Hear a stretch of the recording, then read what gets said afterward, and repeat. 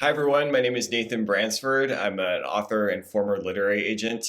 Thank you for joining me to talk about all things pitches. So, before we start, I have been in your shoes. I wrote a novel and then I had to get an agent. In order to do that, I had to write pitches and I had to write a query letter that worked. I've also been on the other side of the computer. I was a literary agent for 8 years. I read thousands and thousands of query letters, heard so many pitches. So, I know it works, and I know it doesn't work. So thank you for spending this time with me to talk about pitches. I'm gonna focus on fiction, and I want to talk about how to write a killer plot summary for fiction. So look, it's really daunting to reduce your entire sprawling novel down to a brief summary, but you can really do it. And I have a formula for a one-sentence pitch that should give you a starting place to flesh things out. So here it goes. When opening conflict happens to character, they have to overcome an obstacle to complete their quest. So this focuses in on the quest element of a pitch. And the opening conflict is usually what sends your character, your group of characters on their way. And then they have to go on a big quest and overcome some big obstacle and emerge somewhere else.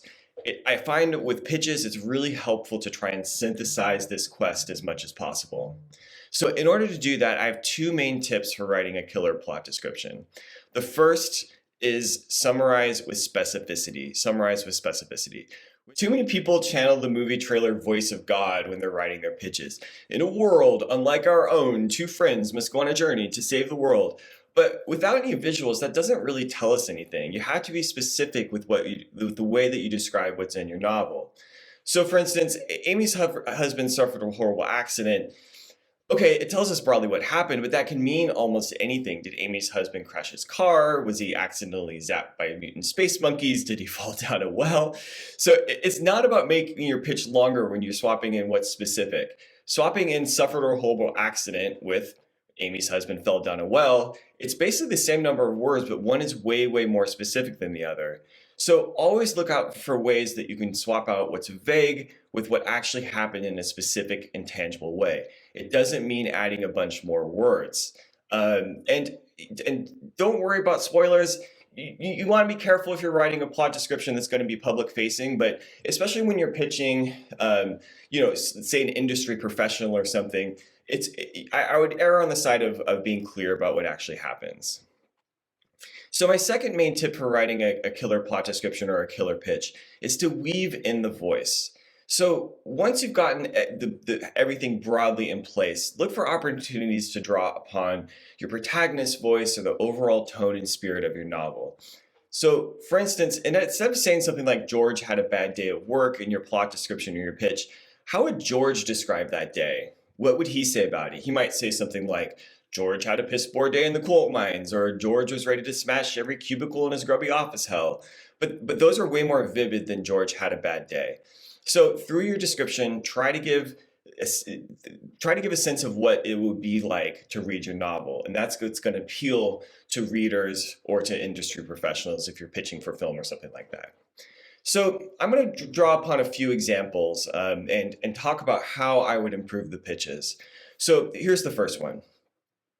A body floating in the Harlem River, a call asking for help, a call that leads government lawyer Delvin Wolfe into the murky world of dark money and Wall Street and behind the scenes at the glamorous Metropolitan Opera where everything seemingly links together.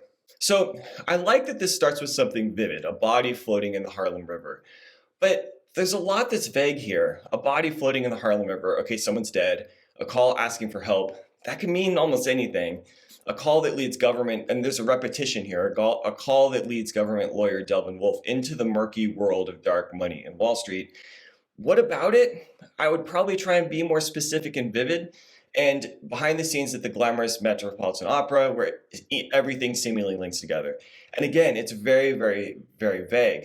And so I would try and transform this pitch to let us into the story a bit more. Who's the body? What's the call asking for help? How are these threads fitting together? You don't need to spoil everything, but I would try and be a little bit more precise about what happens and make sure that you're summarizing with much more specific details that gives us a bigger sense of the whole. Here's another one. Pirates took everything from her, but they made a mistake that'll be their undoing. Whitehaven, once a place of joy for Diane filled with love, laughter, and family. Her home was the center of her life. Was. Until pirates sailed in. They took what they wanted and razed the city to the ground. But the pirates lost something too, a map. A map that Diane recognizes will lead her right to the Titan's treasure. Riches beyond belief might not replace what she's lost, but besting the pirates that ripped her life from her, that's worth more than all the gold in the world. The hunt is on. Join Diane and her ragtag crew as they sail the seas on the run from pirates, the law, and the demons of their past in a race to find a mysterious treasure in this page-turning swashbuckling adventure. So here, what I like about this pitch is that it gives a sense of what it would be like to read the novel. It accomplishes the second main tip, which is to weave in the voice and to give a sense of what it would be like to read the novel. But this is also a place where I think a little bit more specificity could really come into play. So pirates took everything from her. We eventually realized that it has things to do with her family, but I think that could be much more vivid and specific. They made a mistake that'll be their undoing. Again, I think you can channel more of Diane's voice there, and you draw upon how Diane would frame that and really make her vivid as a character right off the bat, and showing her revenge plot there. So again, look for places where you can weave in much more specificity, make it as vivid as possible. Err on the side of spoiling, save big spoilers and pitches, but really just focus on being specific and precise rather than creating mystery just by being vague. Thank you for joining me for these tips on how to pitch. And once again, my name is Nathan Bransford. I have lots more tips on pitching and navigating the publishing and self-publishing process at nathanbransford.com. And thank you for joining me.